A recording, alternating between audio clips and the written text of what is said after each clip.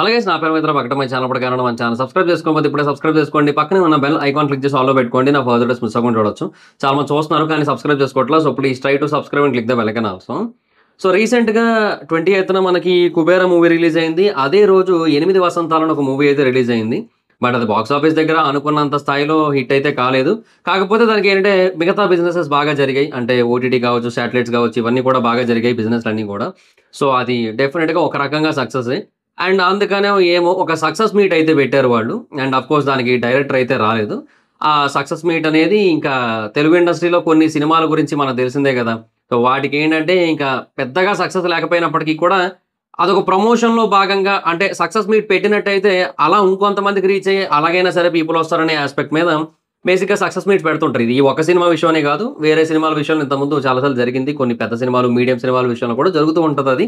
ఇంకా అది కామన్ అది. సో అలాగే వీళ్ళొక సక్సెస్ మీట్ అయితే పెట్టారు. సో దానికి డైరెక్టర్ అయితే రాలేదు. మరి ఆయనకి మూవీ ఆయన అనుకున్న రేంజ్‌లో సక్సెస్ కాలేదని అనిపించిందో ఏమో ఆయనైతే రాలేదు. అయితే ఆ సక్సెస్ మీట్‌లో ఒక డిస్కషన్ అయింది యాక్చువల్‌గా. అంటే ఒక సీనియర్ జర్నలిస్ట్ ఒకాయన ఉంటారు 'మూర్తి' గారని చెప్పి చాలామంది తాత తాత అని చెప్పి కామెడీ చేస్తుంటారు. తాత వస్తాడే ఇరగదీసి పోతాడని చెప్పి అప్పుడు మీమ్స్ అవి ఏస్తారు. ఇప్పుడు బేసిక్‌గా ఇంకొకటుంది. తాత వస్తాడే తినిపోతాడే అని చెప్పి అవి గూడా ఉన్నాయి. సో ఇట్లాగా మల్టిపుల్ మీమ్స్ అయితే ఉన్నాయి ఆయన మీద. సో ఆయనేంటంటే కొంచెం senior journalist but at the same time ఆయన ఇంటర్వ్యూస్ ఎందుకో కొంచెం అటు ఇటుగా ఉంటాయి. అంటే ఆ క్వెషన్స్ అన్నీ కూడా ఏదో అడ్డదిడ్డంగా ఉన్న ఫీలింగ్ ఉంటది. అన్నీ కాదు బట్ కొన్ని క్వెషన్స్ 1, 2 క్వెషన్స్ అలాంటి ఒపీనియన్ తీసుకొస్తూ ఉంటాయి. సో ఆ క్వెషన్స్ మీద ఏవైతే ఆన్సర్‌లు వస్తాయో అవేమో ఆయన కౌంటర్‌లు పడినట్టు పడి సో అవన్నీ కూడా మీమ్స్‌లో బాగా వైరల్ అవుతూ ఉంటాయన్నమాట. సో 'మూర్తి' గారు.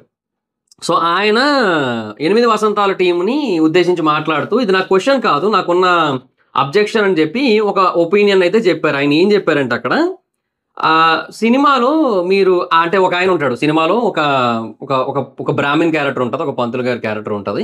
అంటే అది ఎలా అంటే ఇంకా అతను బేసిక్‌గా వేరే వ్యక్తి కోసం హీరోయిన్ అక్కడికెళ్తది. అండ్ అలా అక్కడికెళ్ళినప్పుడు అతను కనబడతాడు. వాళ్ళిక్కడ లేరు. వేరే దగ్గరికెళ్లారు. 4 వీధులు అవతలకి మారిపోయారు. రండి నేను తీసుకెళ్తానని చెప్పి తీసుకెళ్ళే క్యారెక్టర్. అతను కూడా బ్రాహ్మినే అనమాట. సో వాళ్ళ ఆవిడేమో పి ఎళ్తూ ఉంటే ఎక్కడికెళ్తున్నారు త్వరగా వచ్చేయండి. పూజ చేసుకొని మనము ఏదో పూజకి టైం అయిపోతుంది అన్నట్టుగా చెప్తది. వచ్చేస్తాను కొద్దిసేపే ఇలా ఎళ్ళొచ్చేస్తాను అన్నట్టుగా చెప్తాడు. సో అక్కడ వాళ్ళిద్దరూ కూడా అలా వెళ్తూ ఉంటారు. అలా వెళ్ళిన తర్వాత అక్కడ ఒక కబేళా ఉంటది. అంటే మొత్తం మాంసం అంతా కూడా వేలాడదీసి ఉంటది కదా! సో అదొక ప్రాంతం ఉంటది. సో ఆ కబేళాలో ఆయన ఆయన లోపలికి తీసుకెళ్తాడు హీరోయిన్‌ని. ఆ వెళ్ళే దారంతా కూడా భయంకరంగా ఉండి ముస్లిమ్స్ ఉంటారు చాలామంది. వాళ్ళు ఉంటారు. అండ్ లోపలికెళ్ళిన తర్వాత ఇక్కడ నీకు వేరే దారే లేదు. లొంగిపో అంతే ఇంకా. ఓన్లీ వన్స్ ఫసక్ అంటాడనమాట అక్కడికెళ్ళాక.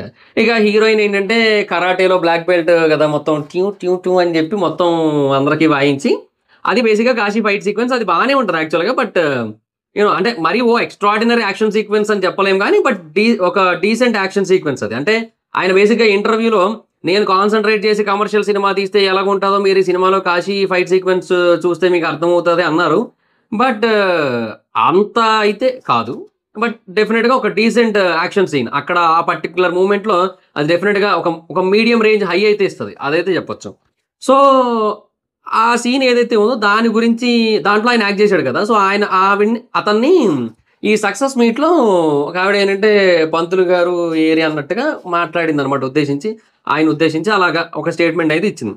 సో, దాని తర్వాత ఈయన మాట్లాడుతూ ఆవిడ ఏమంది పంతులు గారు అని కదా అంది. సో, ఇప్పుడు సినిమాలో హీరోయిన్‌కి గాని, లేదంటే హీరోకి గాని, హీరోయిన్ వాళ్ళ అమ్మానాన్నలకు గాని, ఎవ్వరికీ గాని కులం అనే ప్రస్తావన అయితే లేదు. వాళ్ళెవ్వరి గురించి ప్రస్తావిస్తున్నప్పుడు కూడా కులం గురించి ప్రస్తావించలేదు. బట్ మీకు రేప్ చేసే ఒక విలన్ పాత్ర చూపించాల్సొస్తే మాత్రం దానికి మీకొక బ్రాహ్మిన్ కావాల్సొచ్చిందా? దానికి మీకొక కులం కావాల్సొచ్చిందా? అని చెబుతూ కాశీ లాంటి పవిత్రమైన క్షేత్రంలో బ్రాహ్మిన్స్ రేప్ చేస్తున్నట్టు చూపించాలనుకుంటున్నారా? అండ్ తర్వాత మీకు మళ్ళీ రేప్ సీక్వెన్స్ తీయడానికి ఒక కబేళా కావాల్సొచ్చిందా? అండ్ కాశీలో ఒక బ్రాహ్మణు, ముస్లిమ్స్ కలిసి ఒక అమ్మాయిని రేప్ చేస్తున్నట్టుగా చూపించాల్సొచ్చిందా? సో ఏంటండి ఈ మైండ్ సెట్ అని చెప్పి ఆయన క్వెషన్ చేశారనమాట. సో అది మూర్తి గారు అడిగిన మాట. ఇది బేసిక్‌గా కొంతమందికి వాలిడ్ అనే అనిపిస్తది. ఎందుకంటే ఆయన అడిగిన పాయింట్ ఏంటి? బేసిక్‌గా సినిమాలో ఎవ్వరికీ క్యాస్ట్ లేదు. ఆ ఒక్క పర్సన్‌కి మాత్రమే క్యాస్ట్ ఎందుకు చూపించాల్సొచ్చిందనేది ఆయన క్వెషన్. అండ్ ఆయన తర్వాత అడిగాడు యాక్చువల్‌గా. ఇప్పుడు మీరు హీరోకి గాని, ఇప్పుడు హీరోయిన్ గాని వీళ్ళు ఎవరికైనా సరే పెట్టాల్సింది కదా! కమ్మ, కాపు, రెడ్డి, బ్రాహ్మణ్ అని అట్లా పెట్టొచ్చు కదా! అంటే బ్రాహ్మణ్ అని ఇక్కడ కూడా మెన్షన్ చేసాడాయన. ఇప్పుడు బేసిక్‌గా కొంతమంది అది పూర్తిగా వినలేదేమో. బట్ కమ్మ, కాపు, రెడ్డి అని అన్నారని అనుకుంటారు కానీ కాదు. ఇప్పుడు మిగతా వాళ్ళకి ఇప్పుడు హీరో, హీరోయిన్ వీళ్ళు ఎవరైతే ఉన్నారో వాళ్ళకి మీరు క్యాస్ట్ ఆపాదించొచ్చు కదా! ఈ కమ్మనో, కాపనో, రెడ్డి అనో, బ్రాహ్మణ్ అనో ఇట్లాగ ఏదైనా పెట్టొచ్చు కదా! అలాగేమి పెట్టలేదు. అండ్ అక్కడ ఎక్కడ అసలు క్యాస్ట్ అనే ప్రస్తావనే రాకుండా కేవలం రేప్ సీన్ దగ్గర విలన్ని చూపించాల్సి వచ్చినప్పుడు మాత్రం బ్రాహ్మణ్ పెట్టాల్సిన అవసరం ఎందుకు వచ్చింది అనేది ఆయన క్వశ్చన్ యాక్చువల్‌గా. సో లాజికల్‌గా అయితే రైటే. అంటే ఇప్పుడు నేను అదే అంటున్నా. ఇప్పుడు అది నెసెసరీయా కాదా అనే క్వశ్చన్ వచ్చినప్పుడు నాట్ నెసెసరీయే. అంతే కదా! ఒక ఇప్పుడు సినిమా అంతా మనం పోనీ క్యాస్ట్ బేసిస్ మీద ఎళ్తున్నాము అంటే అది వేరు. అలా ఎళ్ళట్లేదు అన్నప్పుడు ఇంకా దాన్ని కూడా అవాయిడ్ చేసుండొచ్చు. అది కూడా అన్నెసెసరీ. సో, ఒక పర్టిక్యులర్ క్యాస్ట్ అనే యాస్పెక్ట్ వచ్చేలాంటి ఒక సిట్యుయేషన్ పెట్టారు. మీరు ఆ యాంగిల్‌లో చూసారు అని చెప్పి మళ్ళీ ఆ తర్వాత ఈయనేదో రిప్లై ఇచ్చారు గానీ, ఏమో ఆ యాంగిల్‌లో చూసినా, చూడకపోయినా ఇంతకుముందు ఇప్పుడు ఈయన క్వెషన్ చేసిన తర్వాత అయితే మాత్రం అంటే ఇప్పుడు ఆయన బేసిక్‌గా ఆయన ఉద్దేశించి మాట్లాడింది మూర్తి గారిని. అంటే ఇప్పుడు ఈ ఫణీంద్ర నాథ్ గారు ఒక రెస్పాన్స్ ఇచ్చారు. ఇంత పొడుగు రెస్పాన్స్ నేను చెప్తాలేండి దానికోసం. సో, అది గాదు. నేను సినిమా చూస్తున్నప్పుడు నాకు ఆ ఫీల్ ఏం రాలే. నాకంటే ఆ థాట్ ఏం రాలేదు. కాకపోతే ఇప్పుడు మూర్తి గారు చెప్పిన తర్వాత నాకు నిజంగా ఆ పాయింట్ వ్యాలిడే అనిపిస్తోంది నాకు. నిజమే గదా! మిగతా అన్ని చోట్ల సినిమా అంతా ఎక్కడా కూడా క్యాస్ట్ అనేది మెన్షన్ చేయబడదు. ఈవెన్ ఒక గురువు గారు ఉంటారు. అంటే ఒక కరాటే మాస్టర్ ఉంటారు. ఆయనకి కూడా క్యాస్ట్ మెన్షన్ ఉండదు. ఎక్కడా క్యాస్ట్ మెన్షన్ ఉండదు. ఎక్కడ ఈ రిలీజియన్ కూడా ఉండదు ఆఖరికి. బట్ ఈ పర్టిక్యులర్ మూవ్‌మెంట్‌లో మాత్రమే క్యాస్టు ఉంటాయి, రిలీజియన్స్ ఉంటాయి. సో, వై దట్ అనే కైండ్ ఆఫ్ క్వెషన్ వచ్చింది నిజంగానే. ఈయన అడిగిన తర్వాత నాకు కూడా ఆ క్వెషన్ అయితే వ్యాలిడ్ అని అనిపించింది నాకైతే. సో, అది అన్నెసెసరీగా పెట్టారని అనిపించింది. తర్వాత దానికి ఈయన ఒక రెస్పాన్స్ ఇచ్చారు. ఏమని? My deepest respects to the Brahmin community for ever because of their timeless contribution to the సనాతన ధర్మ in general and Vedic literature in particular. their tongue is the abode of goddess Saraswati as we all know, but I don't understand the journalist's attempt to label a community there and speak about rape. People commit crime based on their mind state, mana pravritti and nature swabhava, not based on their community or religion. That's why I tried to show people are different behind their social statuses. I didn't put a finger on any community. Since it's a slaughterhouse, we all know it anyway. I choose the characters accordingly. If you still bring community in between, I would like to ask who is Ravana. సరే ఇక్కడ దాకా ఒకసారి మాట్లాడదాం. ఇప్పుడు slaughter హౌస్‌కి బ్రాహ్మణ్ ఎందుకెళ్తాడు? అంటే ఇప్పుడు ఆ పర్సన్ ఓకే బ్యాడే అనుకుందాం. పోనీ ఆ పర్సన్ ఓకే మానభంగం చేయడానికే పుట్టానని చెప్పి ఆ పర్సన్ అనుకోని ఇంకా అట్లా చేస్తా ఉన్నాడు అనుకుందాం పోనీ. అతను ఏ కమ్యూనిటీలో ఉన్నా కూడా. అక్కడికెందుకెళ్తాడు? కబేళాకెందుకెళ్తాడు? అంటే ఇంకే చోటే దొరకలేదా? నాకర్థం కాలే. ఇప్పుడు కాశీలో ఏ ప్లేసు కూడా ఇంకా ప్రైవసీనివ్వదనమాట. మానభంగాలు చేయడానికి. ఒక కబేళా మాత్రం ఇస్తదా? అది నాకర్థం కాలే. అదేం లాజిక్కో మరి. ఏమో మరి. అంటే స్లాటర్ హౌస్‌కి తగ్గట్టు క్యారెక్టర్‌లు చూజ్ చేసుకోవడం అంటే మిగతా వాళ్ళ కోసం okay. But what about this person? అది ఏ రకంగా వ్యాలిడ్ అది? ఏమో నాకర్థం కాలే. అది నాకెందుకో ఇది కరెక్ట్ లాజిక్ అనిపించట్లేదు నాకైతే మాత్రం. స్లాటర్ హౌస్‌కి తగ్గట్టుగా నేను క్యారెక్టర్‌లు చూజ్ చేసుకున్నా అనేది. తర్వాత ఇంకొకటి I would like to ask who is Ravana son of a Brahmin father. He himself is a great tapasvi of lord Shiva who puts vibhuti on his forehead and rudrakshas around his neck. What did it change in him despite being learned coming from a high community revered in Vedas and scriptures? What did he do? Stole another man's wife. రావణుడు మరొకరి భార్యని ఎత్తుకుపోవడానికి చాలా కారణాలున్నాయి. అందులో మొదటిది శూర్పణఖ. ఆ శూర్పణఖ, లక్ష్మణుడు, రాముడు ఆ పరిస్థితులు, ఆ తర్వాత యుద్ధం, ఆ యుద్ధం తర్వాత ఓటమి, ఆ ఓటమి తర్వాత రావణాసురుడే దిగిన తర్వాత సీతాదేవిని చూడటం ఇట్లాగా మల్టిపుల్ ఆస్పెక్ట్స్ ఉన్నాయి. అండ్ మనకందరికీ తెలిసింది ఏంటంటే అక్కడికెళ్ళిన తర్వాత కూడా సీతాదేవిని వెంటనే తాకలేదు. వెంటనే అనుమతి లేకుండా సీతాదేవిని ఏమంటారు కావాలనుకోలేదు. ఆయన కొన్ని నియమాలు పెట్టుకున్నాడు. అవన్నీ ఉన్నాయి. సో, రావణాసురుడిని ఇప్పుడు రేపిస్ట్‌తో కంపేర్ చేయడం అనేది ఏమో నన్నడిగితే బ్యాడ్ లాజిక్కే. చాలా వరస్ట్ లాజిక్. ఎందుకంటే రావణాసురుడు చెడ్డవాడే అయ్యి ఉండొచ్చు. నేను అదే చెప్తున్నా. రావణాసురుడు చెడ్డవాడే అయ్యి ఉండొచ్చు.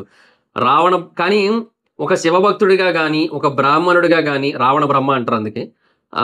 అట్లా గాని లేదంటే తనకంటూ ఏవైతే కొన్ని నియమాలు పెట్టుకున్నాడో ఆ నియమాల ప్రకారంగా గాని ఎటు చూసుకున్నా కూడా మరి అంత వరస్ట్ క్యారెక్టర్ అయితే కాదు. He is not at all a rapist. He is not at all equal to rapist. రావణాసురుడు is not at all similar to the villain that you have shown in your movie. So, అది bad comparison కూడా కాదు. Worst comparison నన్ను అడిగితే. అంటే ఒక బ్రాహ్మణుడు తప్పు చేస్తాడు, ఒక ముస్లిము తప్పు చేస్తాడు, ఒక క్రిస్టియను తప్పు చేస్తాడు, ఒక జైను తప్పు చేస్తాడు, ఒక బుద్ధిజంని ఫాలో అయ్యే వ్యక్తి తప్పు, ఒక బౌద్ధుడు తప్పు చేస్తాడు అని చెప్పాలనుకునే మీ ప్రయత్నం ఏదైతే ఉందో అది మంచిదే, నేను కాదన్ను. బట్ అప్పుడు అది మీరు ఏం చేయాలంటే ఒక క్యాస్ట్ బేస్డ్ సినిమాలు తీసుకోవాలి.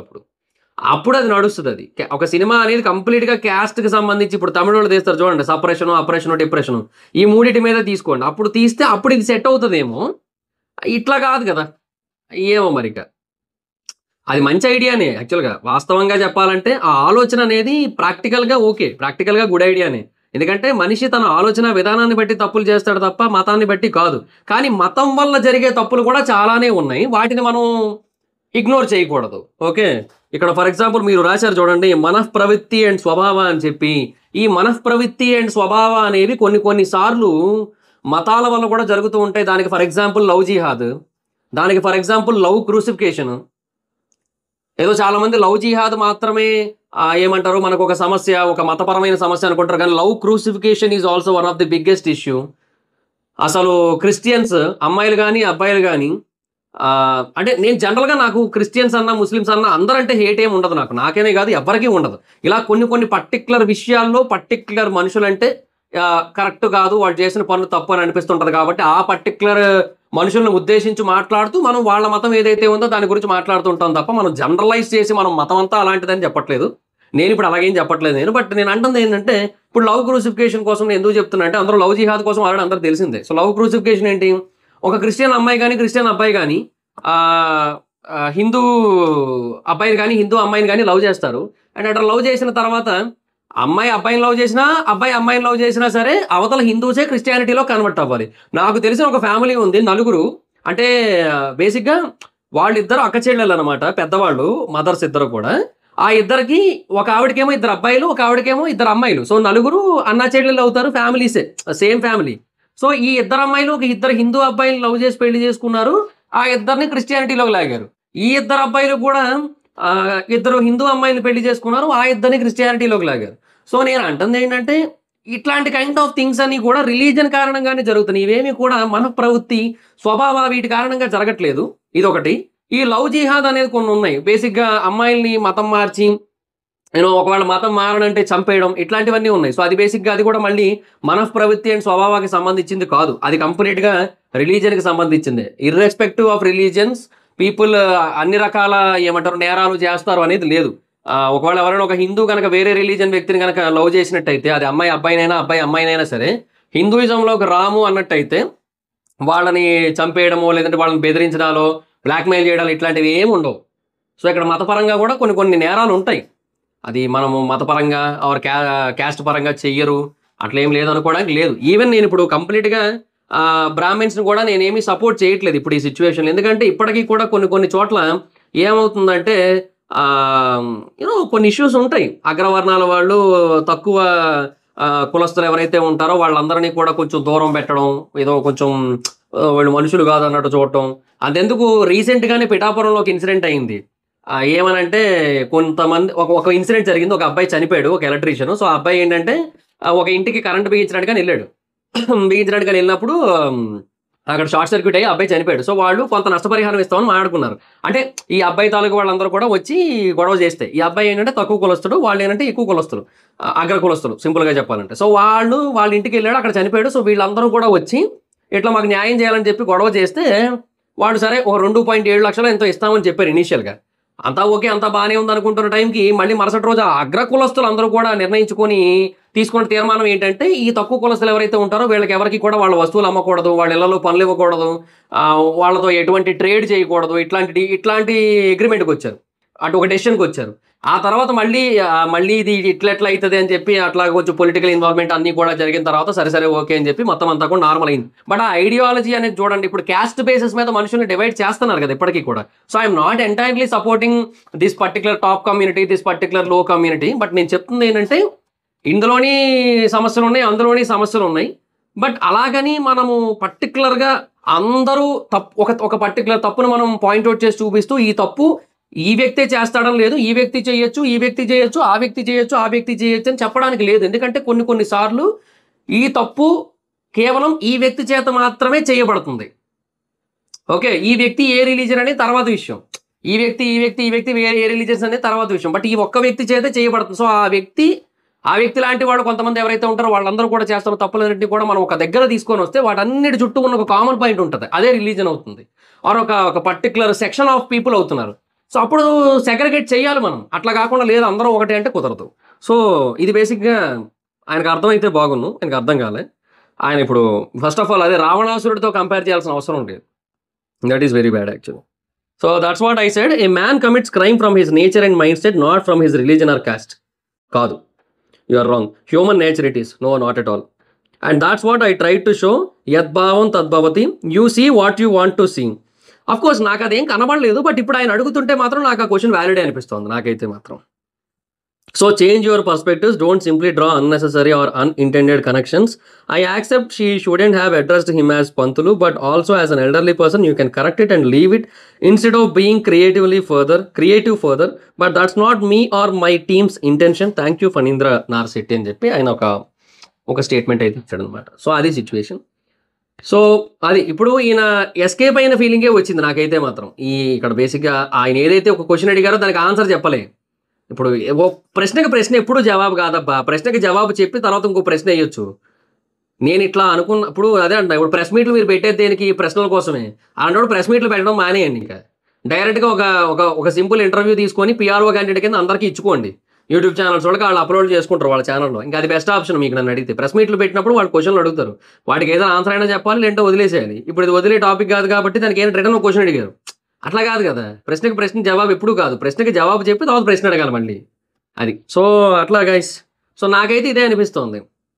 ఇక్కడ నన్ను అడిగితే ఏమో నాకు అదే చెప్తున్నా. ఓవరాల్గా నేను మూవీ చూసినప్పుడు నాకు ఆ థాట్ ఏం రాలేదు. కానీ నాకు ఈ కాశీ సీక్వెన్స్ అది ఇదని చెప్పి ఆయన ఆల్రెడీ ముందు చెప్పు ఉండడం వల్ల అది ఏంటా అని చెప్పి నేను చూస్తున్నాను కదా యాక్చువల్గా. సో, ఆయన అంతా చెప్పారు కదా, అంతా హైప్ ఇచ్చారు ఆయన. నేను కాన్సన్ట్రేట్ చేసి కమర్షియల్ సినిమా తీస్తే ఎలా ఉంటుంది అనేది మీరు ఈ కాశీ ఫైట్ సీక్వెన్స్ చూస్తే మీకు అర్థమవుతుందని చెప్పారు. సో, అంతలాగా ఏంటి అంత గ్రేట్గా ఏం తీసారో చూద్దామని చెప్పి ఐఎమ్ వెయిటింగ్ యాక్చువల్లీ.